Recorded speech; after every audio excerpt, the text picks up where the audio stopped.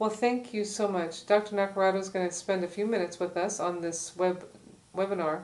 And the first thing I'd like to ask is, what has happened in your life in the last few years? How would you describe the transition in your body? Oh boy, been a big change. Started out, well, the initial thing that happened was I got some feedback from a loved one that I was, not necessarily, he didn't say getting pudgy or getting fat, but he just noticed that I was putting on some weight. And, you know, of course it was really hard to hear, but I appreciated his honesty after I got over being really frustrated and upset about it, and realized, and just took a look in the mirror and realized I really did need to make a change. Good for you. So, well, let's see the picture of your all-time high, if you will. You want to, I know you're excited to show this. I am absolutely, completely mortified to show this, but I'm only sharing this so I can hopefully motivate other people. This is me at my all-time high weight when I was 22 years old. Okay, so move it up towards, oh, there we go. So 22, and since that time, perfect, thanks so much. People can see that pretty well. Since that time, how much have you lost? I am 27 pounds less now than I was in this picture. Wow. And I'm 37 years old. So 15 years later, 15 years older, 27 pounds lighter. So talk about the transition, if you will. What occurred to make the change? Well, I mean, how did you make the change? I know you were inspired.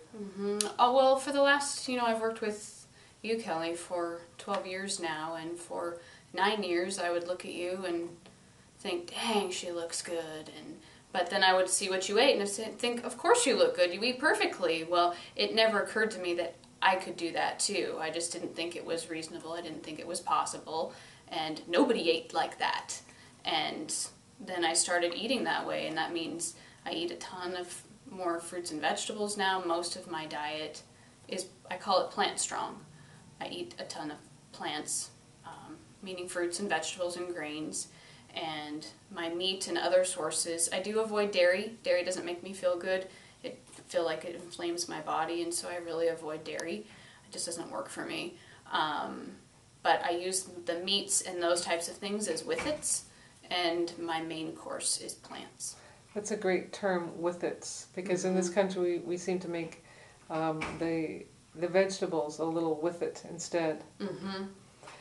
I read somewhere, I forget in what book it was, I think it was Joel Fuhrman's Eat to Live, the salad is the main dish.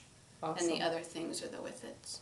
So I've shared with you about Right Size that's starting. I wonder if you could give me your perspective on how that might have changed the length of time it took for you to get it. I definitely think that had I had access to something like Right Size, being around you all of these years, and then to have some of that support system and to know how. I mean, I had to learn a whole new way to cook.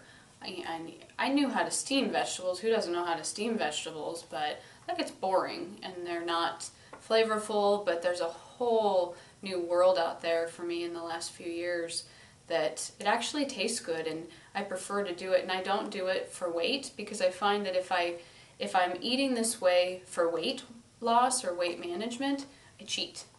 If I'm doing it for my health and the way it makes me feel, I don't cheat, because it doesn't make me feel good to eat junk. That is really profound. Thanks so much for sharing that. Well, you've been an inspiration to me. I think you might eat more vegetables than I do now, so I don't know about that, but kudos to you. And thank you so much for participating in this webinar My pleasure. for Right Size. Thanks for asking. You bet.